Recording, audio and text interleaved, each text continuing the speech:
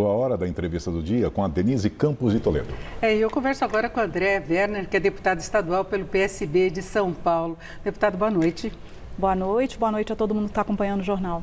E vamos começar falando de um projeto da sua autoria que tenta proibir a constelação familiar nos órgãos públicos de São Paulo. A gente falava muito até de decisões na justiça, ações conciliatórias que utilizariam a constelação familiar, mas tem essa utilização também com finalidades médicas, no atendimento do SUS, é isso? Sim, a constelação familiar é uma pseudociência, né? O meu principal ponto é esse, é uma prática que não tem evidência científica, portanto não deveria estar sendo usada no sistema público, porque o dinheiro do contribuinte é escasso, então deveria ser investido naquilo que tem evidência, e não só vem sendo usado nas varas de família para conciliação e outros processos, mas também vem sendo usado no SUS. Eu tenho relatos de famílias com filhos autistas ou filhos com esquizofrenia que tiveram esse tipo de prática sendo usada nos CAPs, que é onde os filhos são atendidos normalmente, né? E foram inseridos nesse tipo de prática dentro dos CAPs. Porque a constelação familiar, em princípio, ela tem aquela ideia de conciliar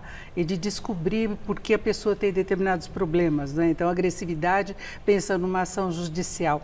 Agora, chega uma forma de induzir a outra pessoa a aceitar um comportamento errado, tendo como base essa ideia conciliatória da constelação ou uma justificativa até para uma ação violenta, né? Eles têm essa ideia da família que é a família ideal, que é o homem que é o líder, que é o patriarca da família, e a mulher que tem que ser submissa ao marido, e os filhos que têm que honrar o pai e a mãe. E aí, sempre que alguém sai deste lugar, que é o lugar que eles veem como ideal, neste sistema da família, aí um desequilíbrio acontece e aí coisas ruins podem acontecer. Então, a partir disso é que eles trazem todas as leis aí, né? Então, por exemplo, se uma mulher muitas vezes é agredida pelo marido, eles acabam forçando a mulher, de certa forma, a perdoar o agressor, porque ela tem que honrar este marido, que ele é o líder da família, aquela coisa. Então, isso sendo usado no judiciário com mulheres que já foram vítimas de violência, às vezes foram vítimas de abuso sexual, você está revitimizando essas mulheres, fazendo elas reviverem traumas, porque eles fazem toda uma dramatização e, às vezes, dramatizam a própria situação de violência. Muitas pessoas que fazem essa constelação, os consteladores, eles não são psicólogos, às vezes fazem um cursinho de fim de semana e estão aplicando a constelação ali. Então, se essa pessoa revitimizada, ela tiver uma crise, porque ela está revivendo aquele trauma, essa pessoa não vai saber socorrer quem está revivendo o trauma. Então, são muitas coisas erradas em um lugar só, né? E no SUS, eu tive relatos de pessoas que ouviram que o filho tem esquizofrenia porque algum antepassado matou alguém, né? Aí gerou um desequilíbrio na ordem familiar. Então, assim, não sou contra, quem quer fazer isso no seu âmbito pessoal, quiser gastar o seu dinheiro com isso, vai continuar sendo livre para fazer isso, mas eu acredito que como fiscalizadora de onde o Estado está gastando o seu dinheiro, né, a gente deve zelar para que o dinheiro do Estado seja gasto no que tem evidência científica. E o Estado tem gastado muito com a formação de juízes, de servidores que utilizam essa prática da constelação familiar. Agora, no caso, por exemplo, de um tribunal que tem essa prática, há uma obrigatoriedade de a pessoa se submeter a isso? Eles dizem que não, mas a gente tem relatos de várias mulheres que se sentiram coagidas pelos juízes. Mas você não foi, você não vai participar, olha, parece que você não está tão interessada assim no processo, né?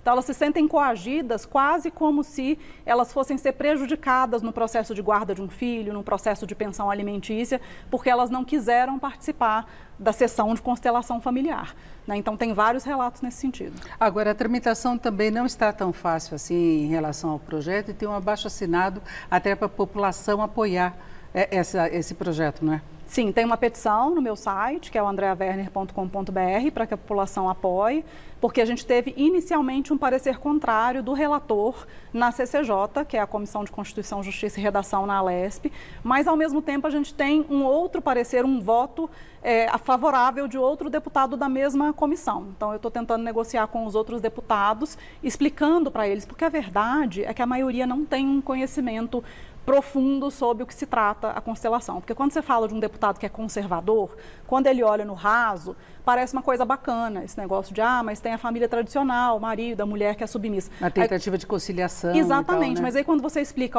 eles estão falando que a mulher que foi abusada, que ela tem que perdoar o abusador, esse tipo de coisa, aí eles começam a ficar mais receosos. Então, eu estou começando justamente a esclarecer os deputados, porque eles não conhecem isso na profundidade. E vem sendo usado no Brasil desde 2012, são vários estados, não é? Esse projeto se refere a São Paulo, não é? A todos os órgãos públicos, mas vários estados do país utilizam. Sim, tanto que foi levada uma carta ao conhecimento do ministro Silvio de Almeida, que é o ministro dos Direitos Humanos, assinada por vários pesquisadores, cientistas, pedindo justamente uma intervenção sobre toda essa utilização no judiciário e no SUS, porque em alguns casos está violando direitos humanos, sim. Quando você revitimiza mulheres e meninas que foram vítimas de violência sexual, violência física, isso não deveria estar no sistema público, né, por 1 milhão de motivos. E não tem muita clareza sobre quanto está sendo gasto nisso, né? Teve até uma reportagem da agência pública a respeito e os tribunais de justiça não passam direito os dados de quanto foi investido nisso aí, mas saiu uma reportagem falando que acho que desde 2019 foram 24 mil sessões de constelação no SUS. O que é muita coisa quando a gente considera que uma criança autista não tem uma fono no SUS, não tem uma psicóloga no SUS, né? Eu estou falando via de regra. Está sendo muito escasso o tratamento para crianças que precisam, de fato, de uma intervenção precoce e intensiva. Então, isso é totalmente injusto. E falando em autismo, tem um outro projeto teu, você já atua nessa área há bastante tempo, inclusive com o Instituto Lagarta Virapupa, não é? Mas eu queria saber do projeto de lei para que se tenha assistência no ensino educacional normal, que foi sancionada pelo governador Tarcísio, mas nós estávamos falando antes do início do jornal que não foi exatamente o projeto que você queria, não é? Na verdade, o governador sancionou, mas ele sancionou com muitos vetos, né? Então, de tudo que a gente colocou no projeto de lei, o que ficou é que se você recusar a matrícula de uma criança autista, você vai pagar uma multa de 3 a 20 salários mínimos e se for funcionário público pode ser exonerado. E também que não pode limitar alunos autistas ou com deficiência por classe, porque isso estava sendo usado para recusar matrícula. Já tem um autista nessa sala, então não posso matricular o seu filho.